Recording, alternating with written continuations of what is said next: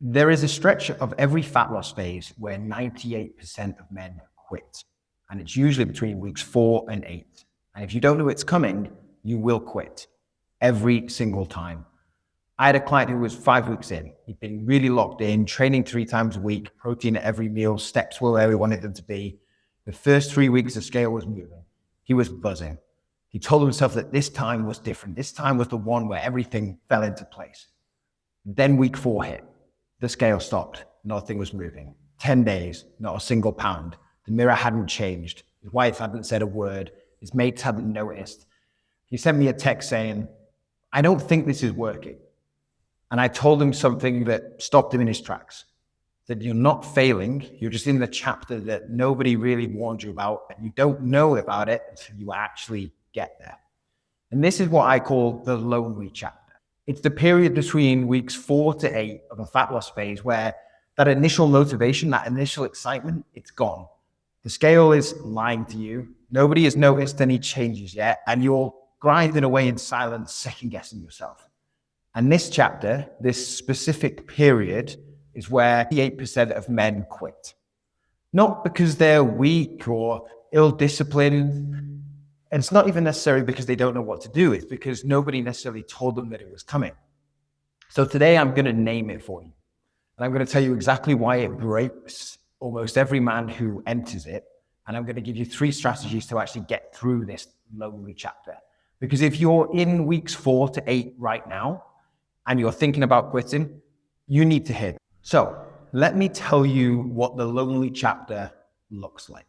The first 3 weeks of any fat loss phase are electric. You've got motivation, you've got a plan, you're tracking your food, you're hitting your workouts, the scale is just steadily going down, and you think to yourself, "I've cracked it, finally cracked it." And then the dreaded week 4 arrives.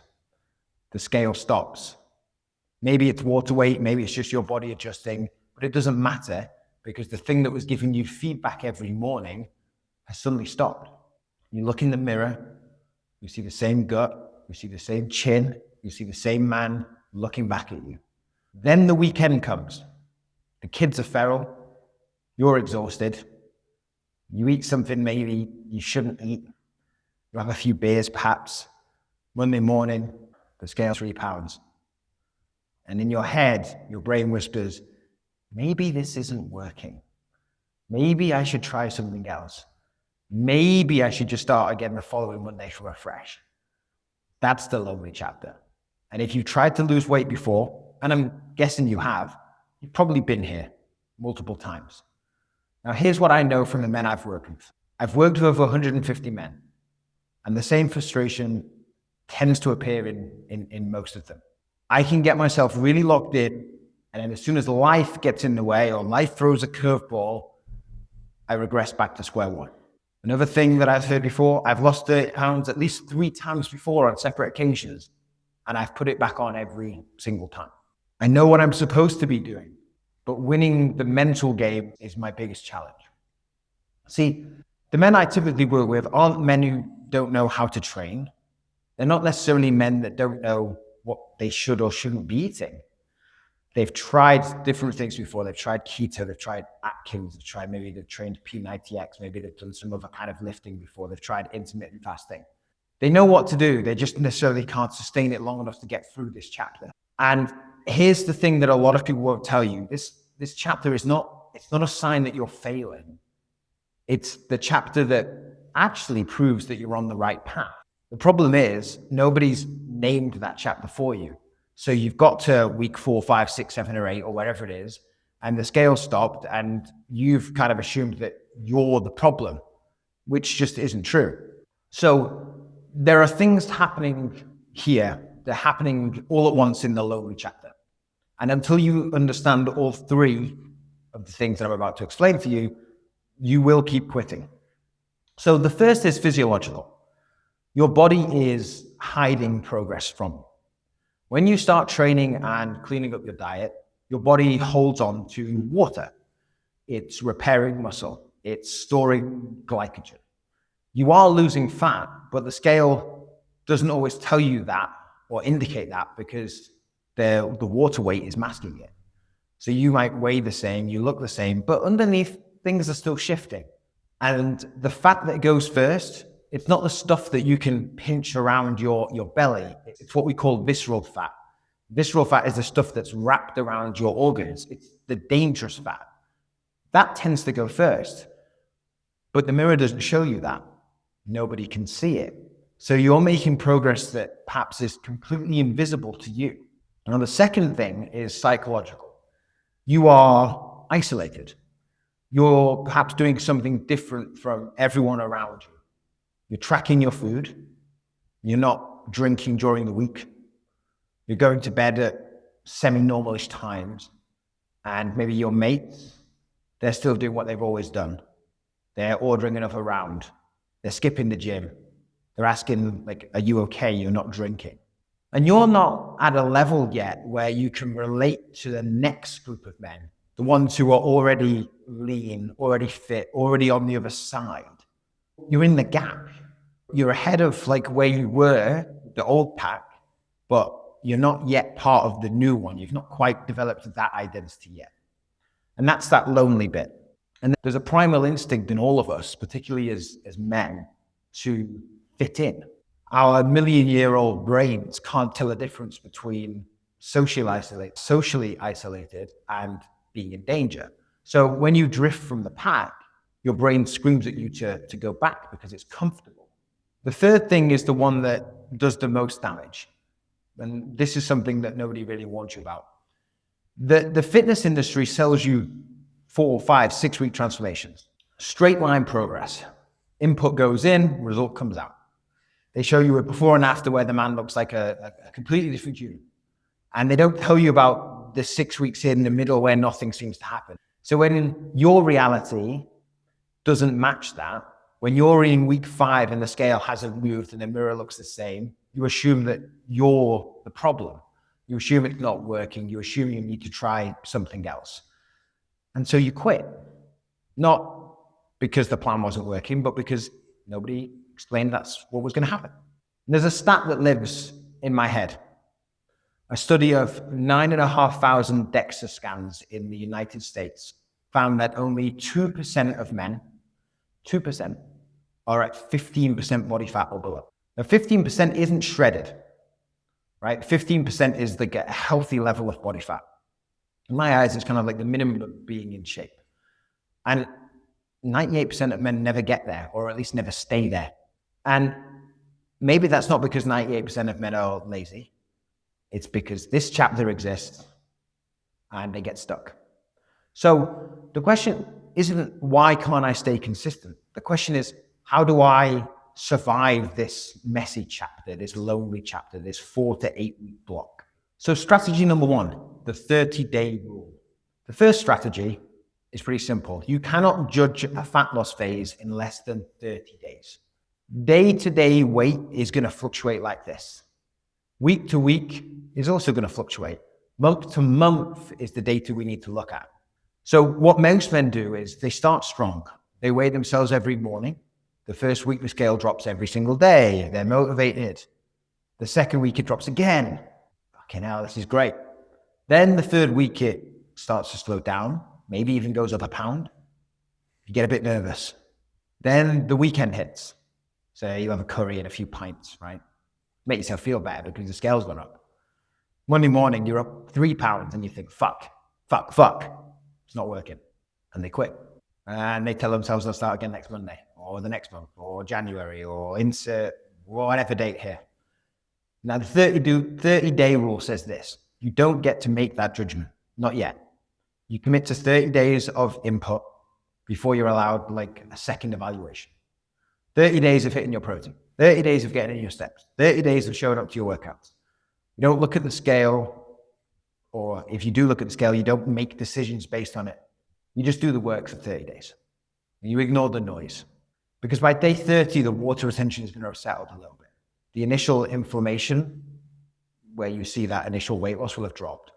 Your body will actually start to respond, and you can actually start to have actual data, not a single reaction to a bad weekend. Now, the men that get through the lonely chapter are not the men that are the most disciplined. They're the men who kind of like stop looking for evidence that it's working and just do the work. Measure weekly, judge monthly.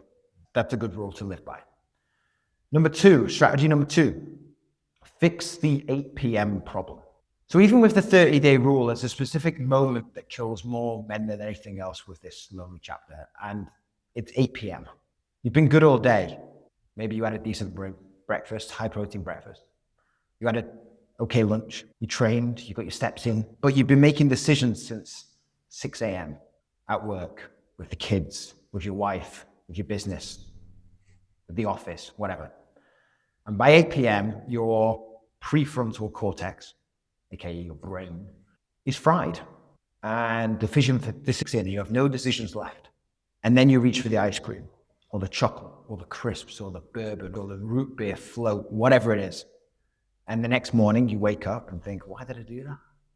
I was good all day. And it's not a willpower thing, it's decision fatigue. Your brain has been making choices and decisions, and thousands of them for 14, 16, 17, 18 hours. So by 8 p.m. it's done. The version of you that exists at 8 p.m., you can't trust it to make good decisions. So you need to stop asking him to. Pre-log your evening. So make the choice once in the morning when your brain actually works. Decide at 7 a.m. what you're going to eat at 8 p.m. Write it down, track it in MyFitnessPal, whatever it is, log it already. And then when the 8 p.m. decision comes, it's not even a decision. You're just executing on a thought process or a decision that you've already made. So it's not about being perfect, but it's about removing the decision from the moment when you're least capable of making it. The 8 p.m. version of you is tired, man. I know that. I've got 2 kids under 5. You're depleted. I'm filming this at 4:30 p.m. and I already feel depleted. You want comfort. So don't ask him to be disciplined. Just don't give him a choice, okay? Strategy number 3, you are not the same person anymore. The third strategy is the one that actually keeps the weight off for good. And it's not about food, it's not about training, it's not about steps, it's about identity. See, the lonely chapter doesn't break you because it's hard. It breaks you because you're still trying to be the same person that you were before you started. The man who started this journey, the one who needed the motivation, who waited for the right time, who compared himself to the 25-year-old influencers, who told himself that it would start on Monday, that man cannot survive this chapter. You have to let that version of yourself die. The men who get through stop being men who are trying to get in shape, and they become men who train, period. There's no decision to make. There's no, do I feel like it today? You train and you eat well because that's who you are. He told me something that's stuck with me. He said, I want my kids to see me working out and know this is important. I should do this every day. See, that's not a man who's trying to get in shape. That's a man who's becoming someone different. His kids are going to grow up with a father who trains, not a father who talks about training. Not a father who starts again every January, just a father who trains. And when your identity changes, the lonely chapter changes because it stops being a test of willpower and it just becomes, this is what I do. You don't need motivation because motivation is for people who are still deciding. They're still in that juncture. They're still in that moment of, should I do it? You've already decided. So you're the kind of man who trains. So train. You're the kind of man who makes sure he eats enough protein. So do it. You're the kind of man who limits the amount of processed food he has. Okay, cool. And there's another client who said it even simpler. He said, build the habit of working out and become a person who works out. That's it, right? Become a person who works out, not a person who is trying, a person who does. And that's the shift that you need to make. And once you make it, the lonely chapter doesn't feel so lonely anymore. It's just another day. So what's on the other side? Now, the thing that a lot of people won't tell you about what happens when you kind of make it through this chapter. See, the breakthrough doesn't happen all at once. It happens in small moments, increments. The first time your belt goes down a notch, you're standing in the bathroom, you pull it one hole tighter, you think. Or the first time a colleague says, have you lost weight? Your face looks different. Like, what have you been doing? That kind of feeling. Or the first time you put on a shirt that used to be tight and it just fits. It just fits now. There's no pulling, no sucking in. It just fits. It's that little light bulb moment. The first time your wife maybe looks at you a little bit longer, doesn't say anything, but you catch it. And then one day you realize that you went for a run without even thinking about it, or you went down into the gym and trained without even thinking about it. You didn't spike yourself up. You didn't negotiate with yourself. You just went because it's who you are and what you do. And now that's the other side of the lonely chapter. And the man who arrives there, he's not the same man who started. Now, the client I told you about at the start, the one that texted me saying, I don't think this is working, he's still training. He made it through that chapter. I guided him through that. I helped him navigate that, right? But he didn't do anything magical. He just stopped expecting the scale to validate him every morning. He pre-logged his evenings. He made their identity shift. And he's not special per se, but he had someone tell him what this looks like and what it is and why it happened. So if you are in the lonely chapter right now, if you are in weeks 4 to 8 and you're thinking about quitting, here's what I want you to do. First, text one person. Tell them what you're doing. Make it real. See, the loneliness is half the problem, so break that. Second, if this resonated, if you're the man I've been describing, or you've been there before and you can relate to it, I've put together a free 4-week plan called Get Back in Fucking Shape. I know, great name. It's designed specifically for this chapter. The workouts are 30 to 45 minutes long. You can do them whether you're training in a gym or you're training at home or just your body weight and everything in between, right? The meals are simple and things that you can eat on repeat. There's a checklist for every Sunday so that you don't have to think about it. And I will personally coach you through the 4 weeks. And it's built to carry you through this like exact stretch where most men quit. So the link's in the description for that. It's completely free. Grab it, run it for 4 weeks. Just show up, put in the work, and you're going to get through this phase.